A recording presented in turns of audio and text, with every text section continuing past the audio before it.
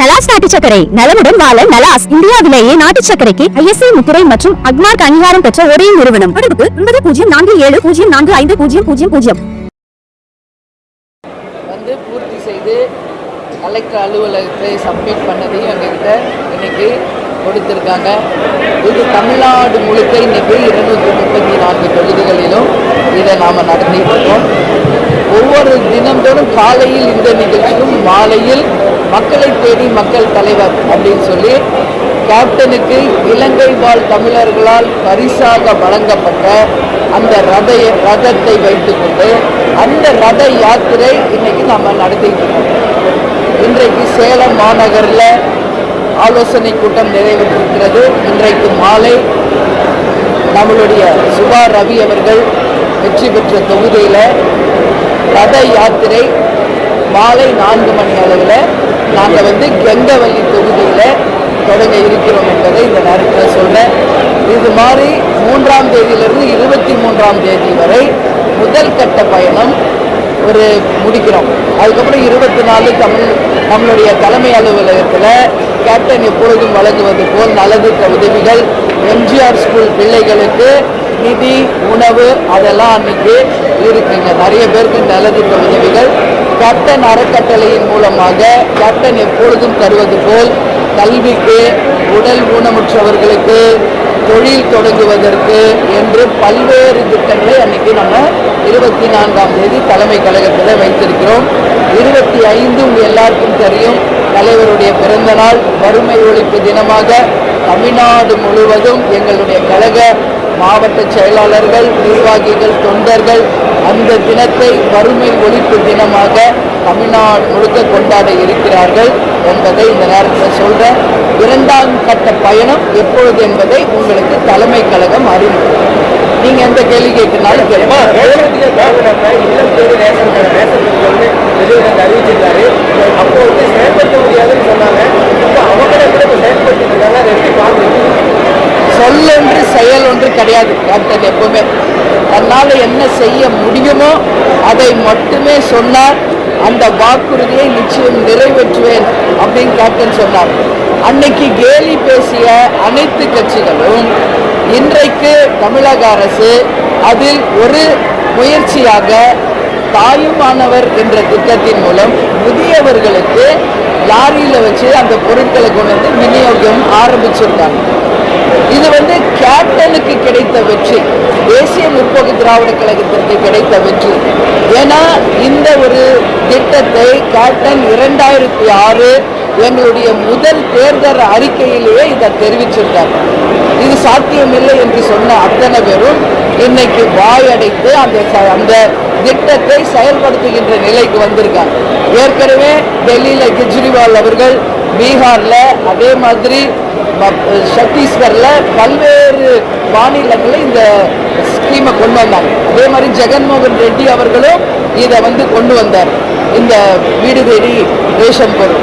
இன்றைக்கு தமிழக அரசு தாயுமானவர் அப்படின்னு அதுக்கு பேர் மாற்றி அதே தான் கூட்டணின்னு வரும்போது கூட்டணியில் தலைவர் படத்தை பயன்படுத்திக்கலாம். நான் அன்றைக்கே சொல்றேன், கூட்டணின்னு வரும்போது கேப்டன் படத்தை பயன்படுத்திக்கலாம். இல்லை தனி கட்சியாக நீங்கள் பயன்படுத்தணுமா? எங்கள் அரசியல் குரு கேப்டன் தான், அவர் தான் என்னுடைய மானசீக குரு, அவர் தான் எங்கள் ரோல் மாடல்னு அறிவிக்கிட்டோம். அதுக்கப்புறம் நான் தாராளமாக யூஸ் பண்ணுறேன். ஏற்கனவே விஜயகாந்த் போட்டியிட்டே வெற்றி பெற்றிருந்தேன். அதே போல போட்டியிருந்தாரு. அந்த தொகுதியில குறி வைத்திருக்கிறதா தகவல் இருக்கு. அந்த தொகுதியில அதை எப்படி பார்க்குறது நம்ம கற்பனைகளுக்கெல்லாம் நான் எப்பவுமே பதில் சொல்றது இல்லை. எதுவுமே உறுதியே இல்லாதப்ப நீங்க ஒரு கேள்வி எழுப்புறீங்க. நீங்க சொல்றது எதுவுமே இங்க உறுதி இல்லாதது. ஸோ அதை பற்றி இப்போ நான் பதில் சொல்ல எதுவும் இல்லை. அது வரட்டும், அப்போ நான் பதில் சொல்றேன். பாஜக கூட்டணி உங்களை இணைக்கிறதுக்கு உங்ககிட்ட பேச்சுவார்த்தை நடத்துறாங்களா? அந்த மாதிரி நான் தான் ஓப்பனாக உங்ககிட்ட சொல்றேன், எல்லா கட்சிகளும் தேமுதிக அவங்க கூட்டணிக்கு வரணும்னு கேப்டன் விரும்புவாங்க. இதில் மாற்றுக்கருத்து ஒன்றும் கிடையாது. ஏன்னா இது கேப்டன் என்ற ஒரு நல்லவர், ஒரு புனிதர், இன்னைக்கு தெய்வமாக மக்கள் மனசில் நிலைத்து நிற்கும் ஒரு தலைவருடைய கட்சி. அதனால நிச்சயமாக யாராக இருந்தாலும் அவங்க கூட்டணியில் தேமுதிக இருக்கணும்னு விரும்புவாங்க. ஆனால் இந்த நிமிடம் வரை நாம் யார்கிட்டையும் எந்த பேச்சுவார்த்தையோ எதுவும் நான் பேசல. அண்ணன் ஸ்டாலினை நாங்கள் ஏன் போய் பார்த்தோம்னா ஒரு உடல்நிலை சரியில்லாமல் ஓய்வில் இருந்தப்போ வீட்டில் போய் சந்தித்தோம் மரியாதை நிமித்தமாக அரசியல் நாகரிகம் கருதி. ஏன்னா கேப்டன் ஒவ்வொரு வாட்டியும் உடல்நிலை சரியில்லாதப்போ பல முறை அவர் வந்து பார்த்துருக்காரு. ஒவ்வொரு முறை பதவி ஏற்கும் போதும் கேப்டன் கிட்ட வந்து அவர் ஆசீர்வாதம் வாங்கியிருக்காரு. அது மட்டும் இல்லை, மேயரா முதல்வரா எல்லா டைம் உதயாவும் அதே மாதிரி தான் அவர் பதவி ஏற்ற அன்னைக்கு கூட முதல்ல கேப்டனை சந்தித்து ஆசீர்வாதம் பெற்று தான் போனார். கலைஞர் அவர்களுடைய தலைமையில் எங்கள் மேரேஜ் நடந்தது. இதெல்லாம் அவங்க குடும்பம் எங்கள் குடும்பத்தில் பெரிய நட்பு இருக்காது, யாரும் இல்லைன்னு சொல்ல முடியாது. சீரணி அரங்கத்தில் கோல்டன் பென் கொடுத்தவர் கேப்டன் அவர்கள். அதனால் அது வேறு, அரசியல் வேறுங்க. ஒருத்தரை உடல்நிலை சரியில்லைன்னா போய் பார்த்தா கூட்டணி, ஒருத்தரை ஹோட்டலில் சந்திச்சா கூட்டணி, இந்த மாதிரி ஒரு புகைப்படம் வந்தால் கூட்டணி. எல்லாத்துக்கும் நீங்கள் ஒரே ஒரு லைன் ஒரு வேர்டை பிடிச்சிக்கிறீங்க. இந்த கூட்டணின்ற வேர்டை தாண்டி நம்ம பத்திரிகையாளர்கள் ப்ராட் மைண்டடாக யோசிங்க. நான் எல்லா ப்ரெஸ் மீட்லேயும் நான் சொல்கிறேன், எங்களுடைய ஃபோக்கஸ் எங்கள் கட்சி வளர்ச்சி. தமிழ்நாடு முழுக்க நாங்கள் 234 தொகுதியிலையும் போய் கட்சி வளர்ச்சியும் ரத யாத்திரையும் வெற்றிகரமாக முடிக்கணும். அதுக்கு பிறகு மாநாடில் நாங்கள் தெளிவாக உங்களுக்கு அறிவிக்கிறோம்.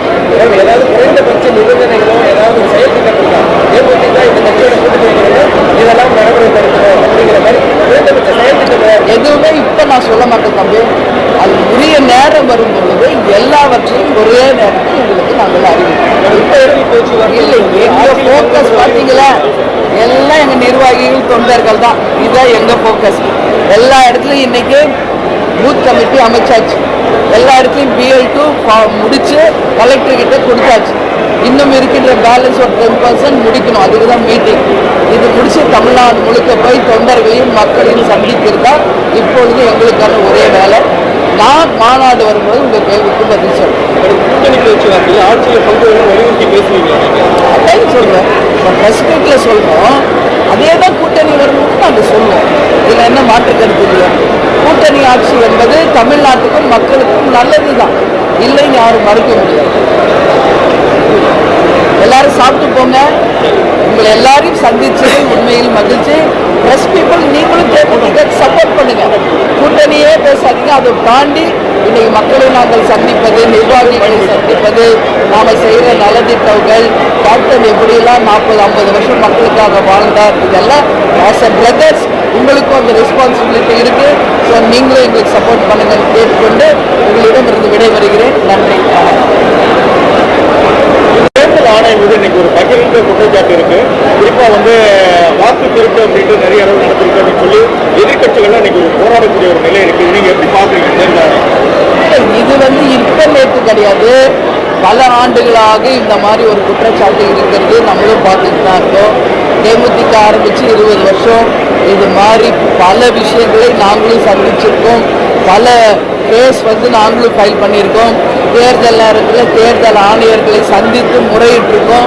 ஆனால் எதுக்குமே எந்த பலனுமே இல்லையே. இப்போ கூட நடந்து முடிந்த MP எலெக்ஷனில் கூட விருதுநகர் தொகுதியில் பகிரங்கமாக பல்வேறு தவறுகள் நடந்தது. அதே மாதிரி மீதி இருக்கின்ற 4 தொகுதிகளிலுமே தேர்தல் விதிமுறைக்கு மீறி பல்வேறு வகையில் செயல்பட்டாங்க. இதெல்லாம் நாங்கள் போய் தேர்தல் ஆணையரிடம் நம்ம கம்ப்ளைண்ட் பண்ணும்போது அவங்க இந்த காதில் வாங்கி இந்த காதில் விட்டுட்டு நமக்கு என்னென்ன இருந்தாங்க. இதுதான் உண்மை இல்லை. அப்போ இந்த குற்றச்சாட்டு என்பது அவங்களுக்கு வந்தால் ரத்தம், மற்றவங்களுக்கு வந்தால் தக்காளி சட்னியா அப்படின்ற கேள்வி மாதிரி தான் இது.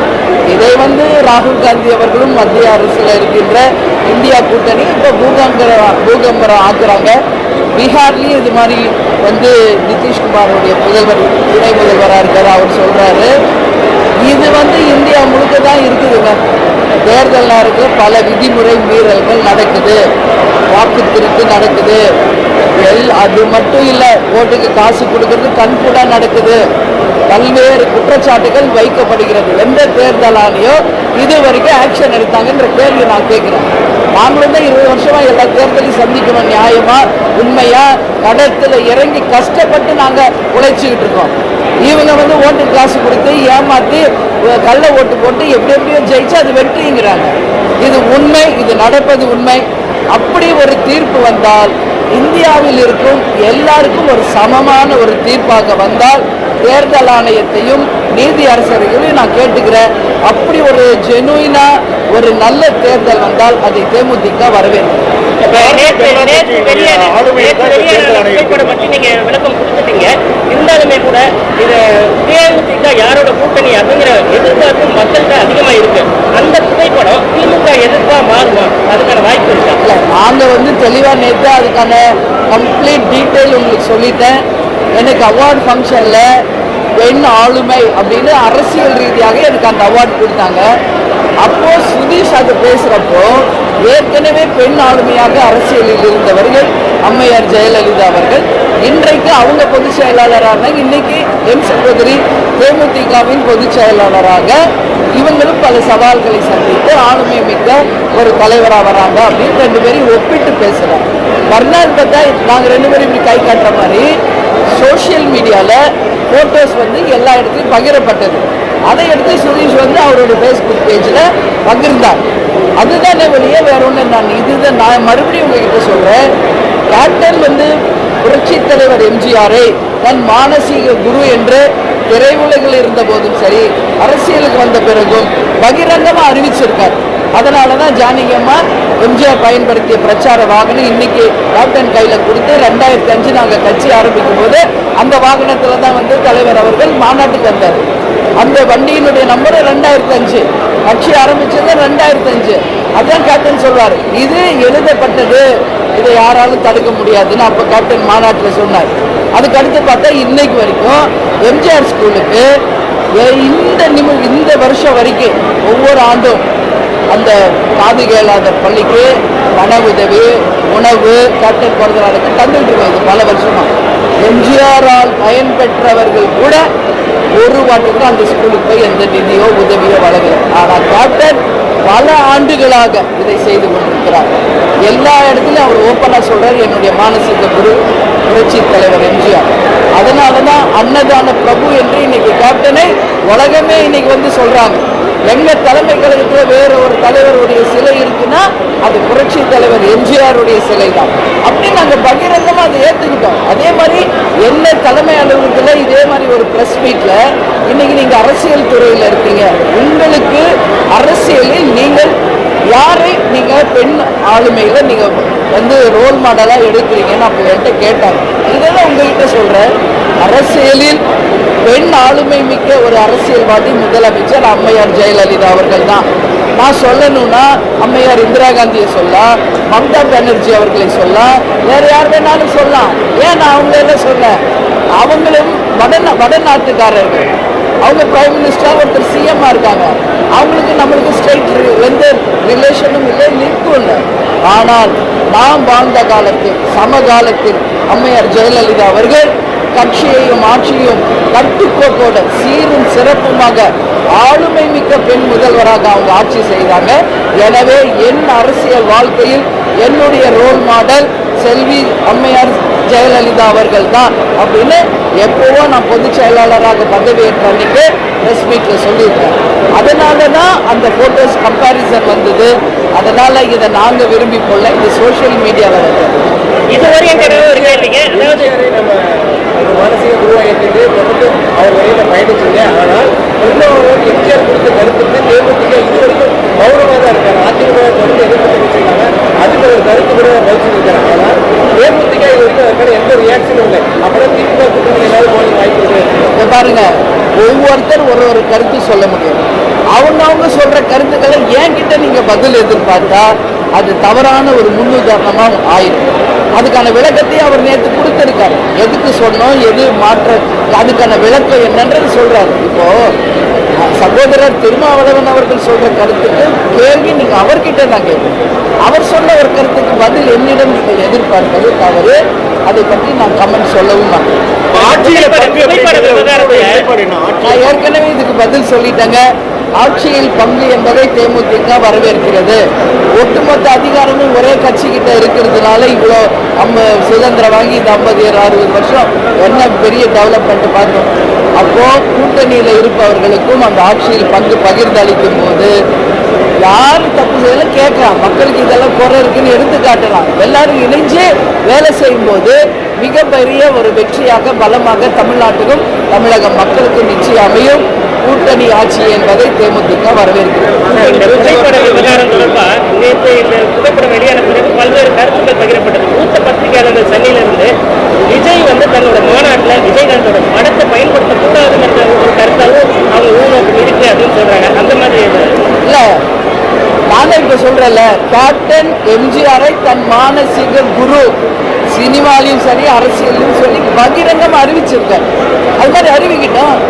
எங்கள் அரசியலில் வரலாற்றில் எங்கள் அரசியல் முன்னுதாரணம் கேப்டன் தான், அவர் தான் எங்கள் மானசீக குரு அப்படின்னு யார் வேணாலும் அறிவிக்கட்டும். அதுக்கப்புறம் புகைப்படம் போடலாமா வேணாமான்னு கேட்கட்டும். எங்கள் மானசீக குரு கேப்டன் தான் சொல்லிட்டு அவங்க தாராளமாக படம் போட்டுக்கலாம். புரியுதுங்களா? ஆனால் எதுவும் சொல்ல மாட்டாங்க, எதுவும் பேச மாட்டாங்க. ஆனால் அவங்க பேனரு போஸ்டர் மட்டும் சமூக வலைதளத்தில் பயன்படுத்துவதை நாங்கள் இல்லை, எங்கள் கடைக்கோடி நிர்வாகிகள் தொண்டர்கள் ஏற்றுக்கொள்ள மாட்டாங்க. இன்னைக்கு நாங்கள் அரசியல் கட்சி, அவங்க ஒரு அரசியல் கட்சின்றப்போ கேப்டனை மானசீக குருன்னு அறிவிக்கிட்டோம், நான் போடுங்கன்னு சொல்றேன்.